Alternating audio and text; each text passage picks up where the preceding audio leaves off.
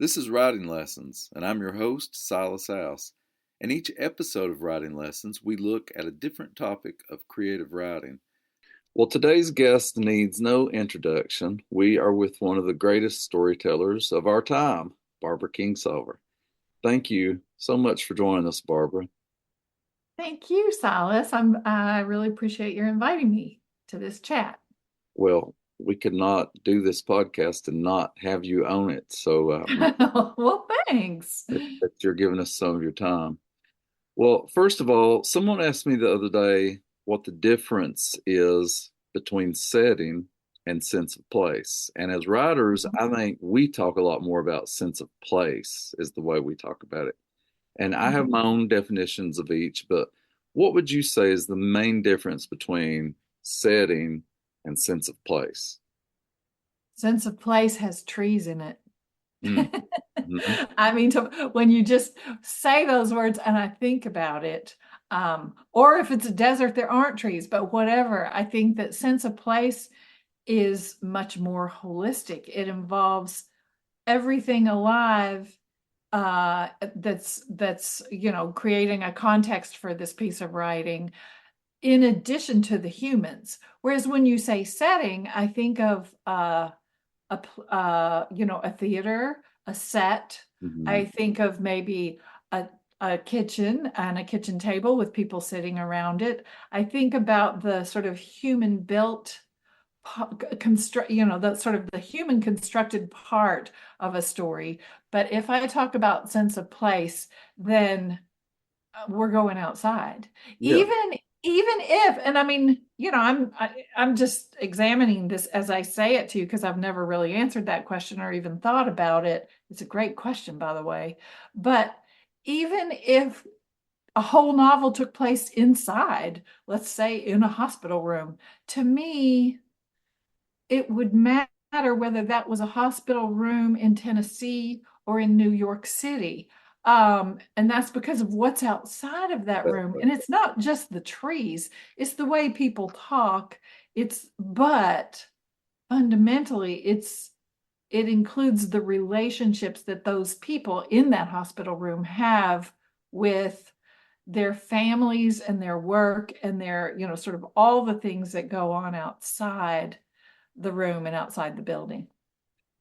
Yes, I think you're saying exactly the way I think of it. I think of setting as something that's much more concrete, and since a Hmm. place is much more abstract, it's like we have to articulate all of these sort of, big notions of Hmm. makes a place, or Yes. culture, etc. Yes, exactly. It does, of course, include human culture. That's a very important part of it.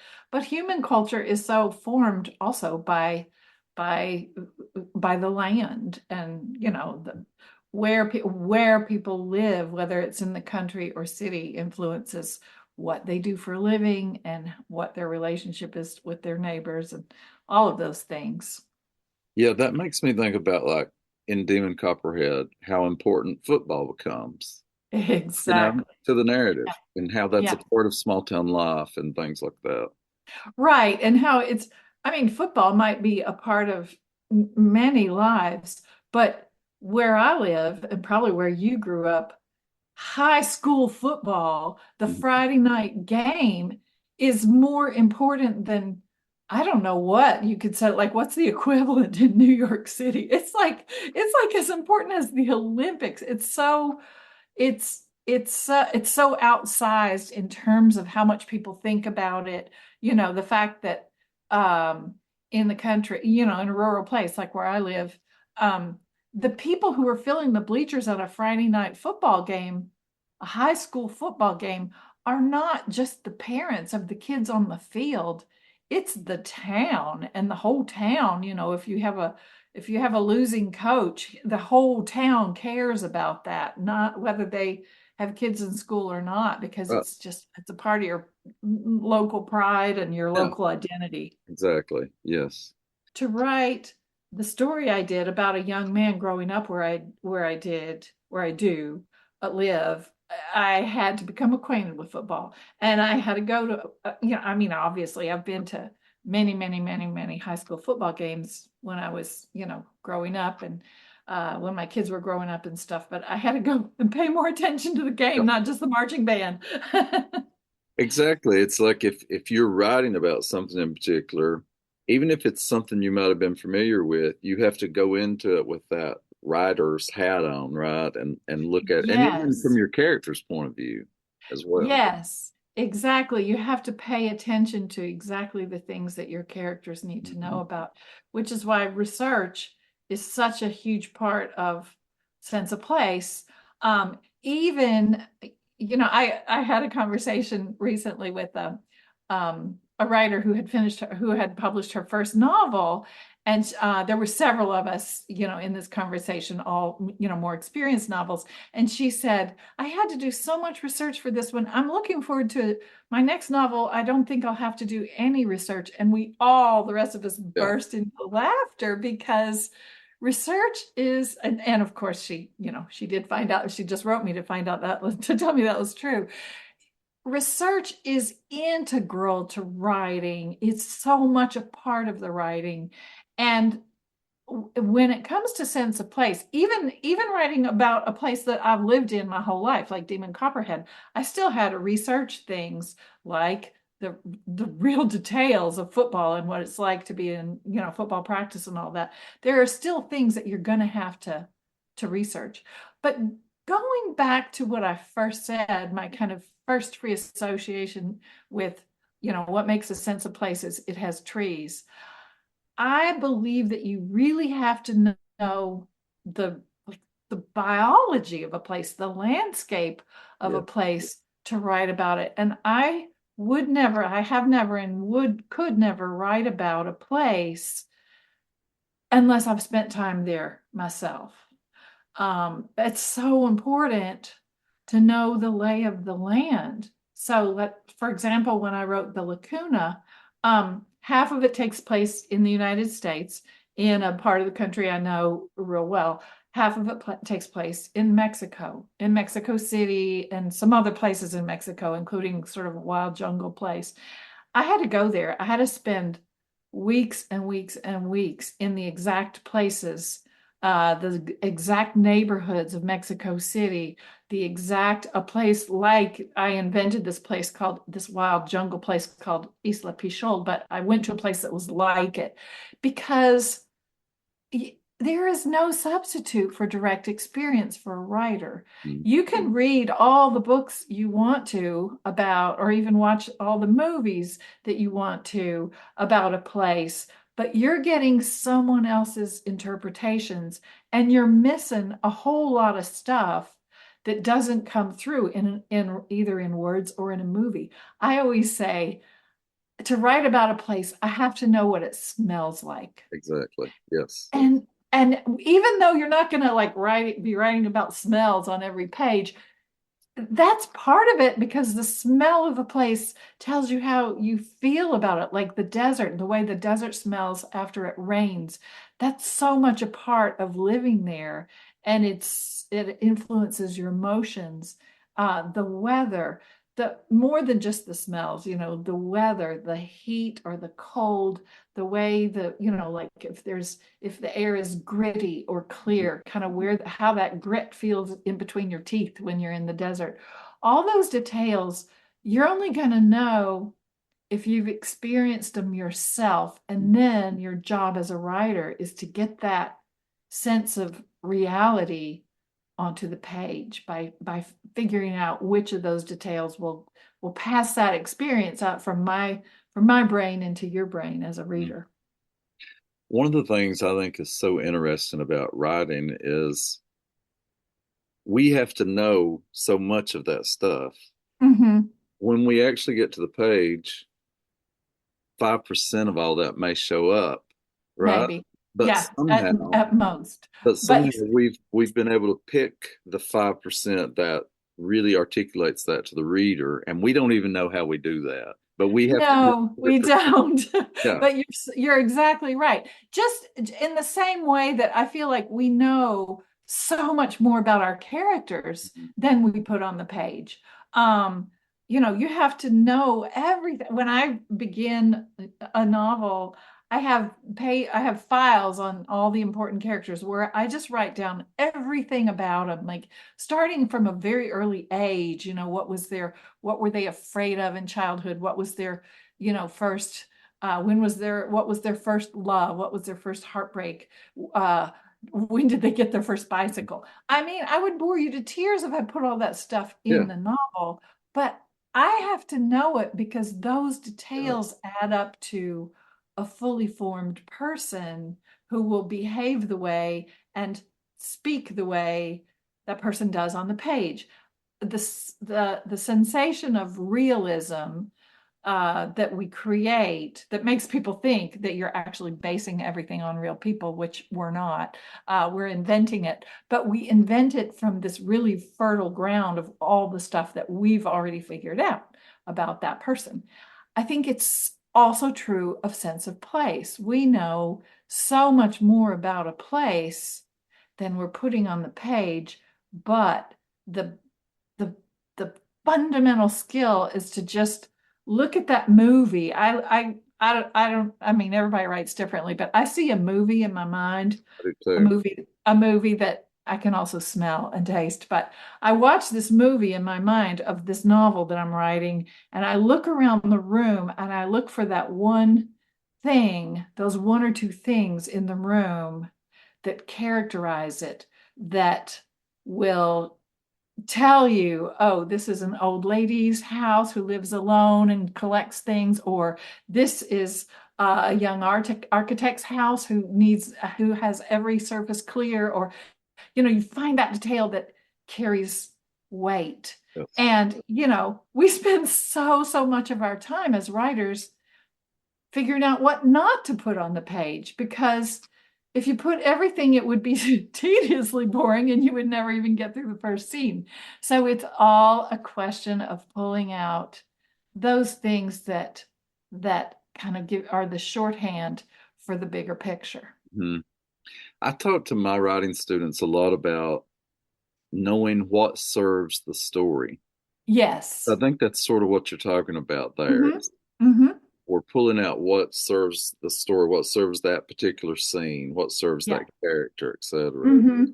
Yeah, and it is such an important process because really nothing is allowed to be there if it doesn't serve the story.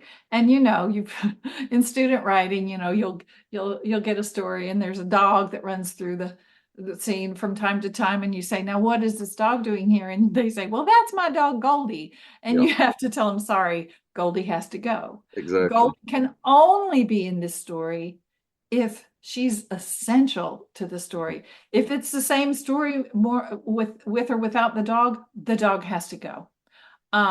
Same with visual details. You can't put them in there just to pretty the place up. You have to put them in there because they actually move the action of the story forward. They tell you something about what's going to happen. Mm. Well, when writing about where I'm from, Uh-huh. I have always felt like an insider and an outsider. And I Uh-huh. think there's real value in being both of those things. Can you talk a Mhm. little bit about that concept for yourself?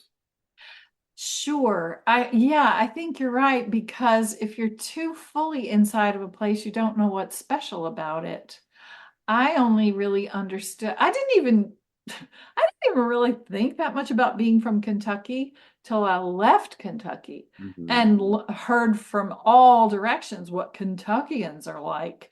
And of course, I didn't really appreciate very much of it because they were all mostly, well, all I'm going to say 100% wrong about what Kentuckians are like. We aren't all one thing, but we're mostly not like those backwards people that my classmates had seen in Deliverance. So, um, so so then, I spent a lot of time away from my homeland, never felt at home anywhere, not completely. I Mm. was always homesick for the mountains, always wanted to come back. And so I had a lot of years to think about, okay, what do I miss? Mhm. Because when I was growing up, I just couldn't wait to get out of there. I thought, oh, watch me kick the little town dust off my shoes and go Yeah. have a big life. And so come to find out, my biggest and best life was going to be lived here.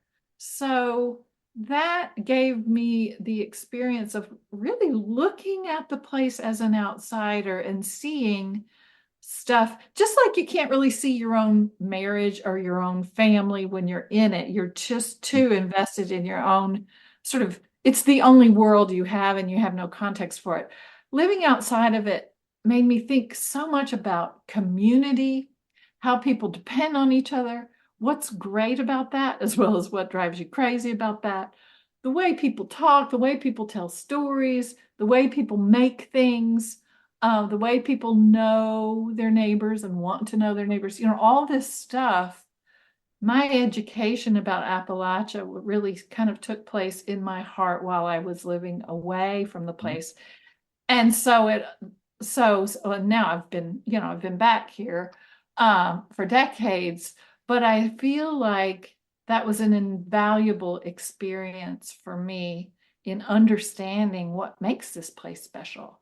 Just like I always think, if kids are lucky enough to get to college, the best thing they can do is study abroad, go out of this country, because I feel like you can't really understand the United States of America until you've been somewhere else and looked back at it. Um, Sort of get outside of the stories we tell ourselves and learn, what are other people's stories? And that's how you find out, what's my story. Yes, and I think just being an artist makes us outsiders to some degree, right? Even if we're an insider in a community. Yes, because we're examining Hmm. and we are leaving, we're stepping away from our own personal point of view. I feel like to write fiction, you have to be willing to put yourself aside, yourself and your prejudices, because you're going to be entering into the minds or the sort of the ambitions or fears or whatever of all these different people in the story. And you have to be able to understand that each of those people thinks they're the good guy. I mean, unless they're living with some disgrace and shame, but even still, like everybody comes from a place of thinking, I'm right. My Hmm. mama told me I was great and I'm great. Even the bad guys really think they're the good guys. So this is an exercise in erasing yourself and becoming other points of view. I think it's helpful most writers I know are introverted. They tend to be more observers and sort of all their life tend to be the quieter people who kind of hang back and watch, at the party instead of being the life of the party. They're back over, by the wall, maybe with a drink in hand, thinking, where's that person coming from? Yeah, What makes him think he's all that? right. What does it feel like to be that person? We have, and that's not always true. I also know a few extroverted writers, but not a lot of them, to tell you the truth. I think that we are professional observers of human nature, Mhm. and a really important part of that is being able to shut down your own version of the story and enter other people's versions of the story. Mm. Sometimes people will say to me, my last two books, the last one was set in Ireland, the one before it was partially set in Key West, Florida. And Mhm. sometimes people will sort of get a little angry and say, why are those books not set in Kentucky? You're from Kentucky. And you've written Appalachia, um, Congo, yeah, the American Mexico, Southwest, all New over. Jersey, Right. So how do you all over the respond to place. that idea that a writer must only, write about the place where they live? Writers should write about what moves us. Good writing will only come from passion, from starting. starting from a thing, starting with something we care about, a story we need to tell. And those stories often take us to other places. Of course, I have a loyalty to Appalachia. I feel very proud of my Appalachian identity. And as I've gotten older, I have come more and more to accept that sort of the mantle of being an Appalachian artist and understand how the fact that we're so misrepresented still in so much culture, American culture and global culture, gives me a duty to write about Appalachia. Yes, I feel like I have that responsibility, just as as a person of color, will often feel a sense of responsibility to represent her experience of the world as a person of color and so forth, as a woman. Yes. Okay. But life is long if we're lucky, and we get to write a lot of things. And if we had to write the same story over and over of who am I? What am I proud to be? That would just get so old. I feel like the things that are important to me as an Appalachian probably are important to people from all over the place. And Hmm. my job is to find our common ground in looking at sort of, the human condition. What are our big problems? What do we need to examine as people for our, as part of the human project? That's going to take me all over. And I usually I usually begin with a big idea, sort of something I want to write about. And let's just take the example of the lacuna. I wanted to write about American culture, American history, and how did this thing happen in the 1950s that American government became so suspicious, very, very suspicious and controlling of culture, to the extent that anyone who was suspected of being like too progressive, like being too interested in civil rights or human rights or social welfare, was blackballed, blacklisted, lost their jobs, lost their livelihood. It's relevant because we're seeing some of that happen again. We're seeing inklings of that, and it could happen on a much bigger scale if we Hmm. don't watch out. So I thought that's an interesting thing to write about. Where did that come from? How did people get so scared that they went along with that? So that involved reading a lot of history books and then thinking like, where was the fulcrum of that? How could I have a character who experiences that? He would be a writer who would lose his livelihood because he's suspected of being a communist, which he's not, but that's how it went in those days. And then backing up and giving him a story, like who would he associate with that would create those suspicions later in life? Well, where is a place where culture went the opposite way, where revolutionary artists were greatly celebrated and respected? Well, that was Mexico at the very same time.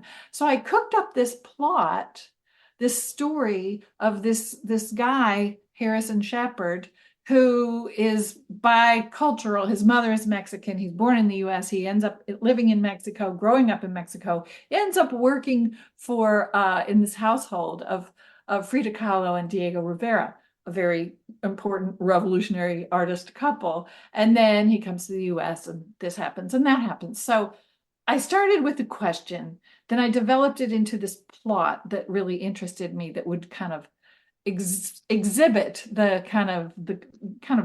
like walk us through how this stuff happens. And then he ends up being living in Asheville, which was a place I could research.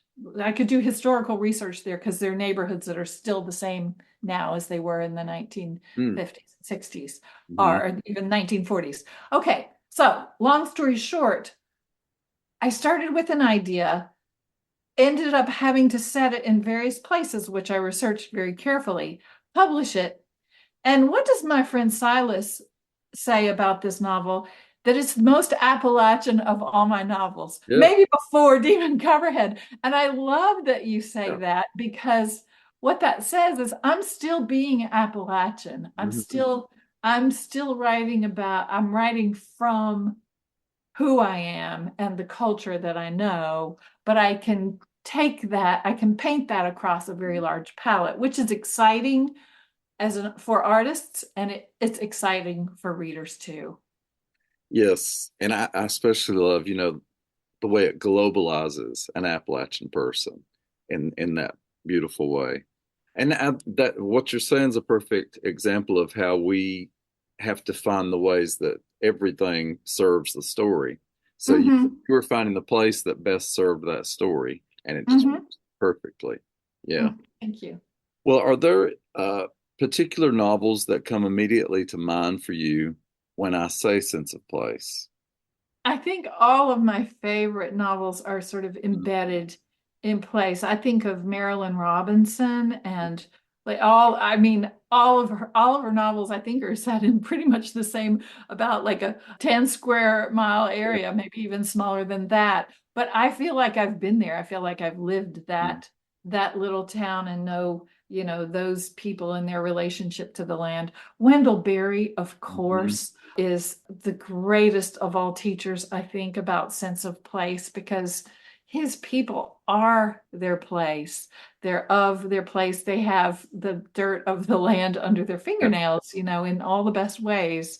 So, I mean, honestly, it's something rural writers do this for me. When I think about it, I just think about Thomas Hardy, Yeah. people who, and that's probably my bias as a rural person, even though I've lived in many of the world's great cities. I'm a rural person because when push comes to shove, if you ask me to think about place, I think about trees. I think about being outside and how a place with all its living species is connected to the people who live there. Yes. Well, we've primarily been focusing on writing about place and fiction, but for the poets out there, how Mhm. does place come into play for you when you're writing poetry? Oh, still very much. I would say probably half of my poems are connected in some way to some biological event or process. I mean, I've written poems about trees, about moths, about a particular plant with its own life history and that inspires me. And I know when I talk about this in the abstract, it doesn't sound very poetic, but ultimately, that's the challenge is to find the poetry in these inspiring beings. And that's just because of the person I am, because I grew up in the country, my first and enduring forms of entertainment involve walking in the woods, seeing what I can see. When I was younger, it was also about like what can I catch, catching crawdads and frogs, and trying to make pets of them, and just really exploring the natural world still appeals to me just as much as when I was a kid. So I'll take a walk. We live, as you know, on this farm that's mostly woods. I take a walk in the woods just about every day, winter and summer, and I always see something. Yesterday, I saw this, actually, day before yesterday, this amazing orchid, a wild orchid that people don't know that we have wild orchids in Appalachia, but we do. It's called a cranefly orchid, very beautiful. It's about all these flowers on this stalk, about 3 feet tall. And I said, that is wonderful. Tomorrow, I'm going to come back here with my camera, my phone, and take a picture of it. Well, I did, and it was gone. Something had come and eaten Oh, it, stripped the stalk clean. So this exquisite orchid, all these beautiful flowers, became dinner for something, a turkey, or I don't know what. I don't know what eats orchids, that's but nature. yeah, yeah, something ate it. And so we all consumed that orchid in our own ways, or aspired to. And something about that tells me there's a poem in there. It's just a little story, a little story. I love it. Well, if you could offer just one tip or lesson to writers about capturing sense of place, what would it be? It would be go there. Go there yourself. Put your feet on the ground of a place. There is no substitute. And take your time. Take a notebook and take lots and lots and lots of notes. Now, you could also take your phone and take videos. Um, I've done both things. I've taken when I take do research trips, I do take videos, take pictures and recordings, but I what I mostly do is fill up a notebook because if I can ultimately this place is going to have to be translated into words. So the more I can do that on the front end, the better, the more I'll have already done when I get back home. And by taking a notebook and a pen and just, you know, using my senses, going on input mode, as my husband Stephen calls it, just shut off the noise of my own prejudices or expectations and just go on input mode and write down the leaves there are more colors of green here than a dictionary has words, Mm-hmm. or the water sounds like music, or if I just really pay attention to what I'm hearing, what I'm tasting, what I'm seeing, and get it in words, then I will have, I mean, that's money in the bank for a Mm-hmm. writer to get back to my desk and just look at all these notes I took, and Mm-hmm. they put me back in the place. Now, pictures are also helpful, especially like, let's say when I went to Frida Kahlo's house for research for the Lacuna, I took 100 pictures because there was so much to look at. I would have had to spend 25 hours in her kitchen to notice everything. Yeah. So it was helpful to get back home, and when I wrote scenes that were set in her kitchen, I could study those pictures and say, look at that golden teapot. Look at that butterfly shaped plate hanging on the wall. All of those things were available to me. So, but it boils down to go there and just digest a place with all your senses. Well, I can't thank you enough to all the places you've taken me. I mean, I read the Lacuna long before I ever went to Mexico, and I felt when I opened the book, the pages of that book or the Poison Bible or whatever book of yours I have read, I felt like the world I was sitting in fell away, and I was being transported. To me, that's one of the things that a novel should do, and you're definitely one of the people that has kept that very much alive in contemporary American literature, in a time when a lot of other writers have not cared as much about sense of place.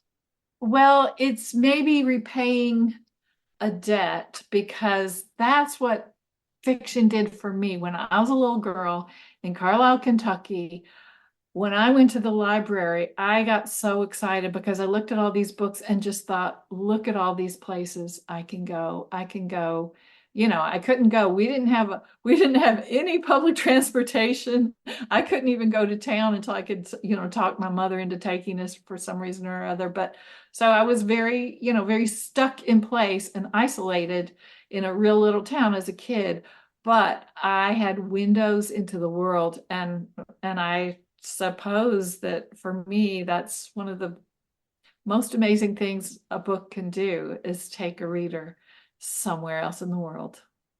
I agree. Well, thank you so much for being with us. You're welcome, Silas. It was such a pleasure, and I'm so proud of you for being our poet laureate, and for exactly this reason that you're doing these great things that help writers and readers all over Kentucky. So thank you from one Kentuckian to another. I appreciate you.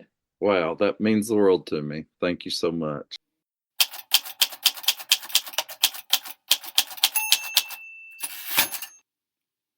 Writing Lessons is an initiative of the 2024-2025 Kentucky Poet Laureate. That's me, Silas House.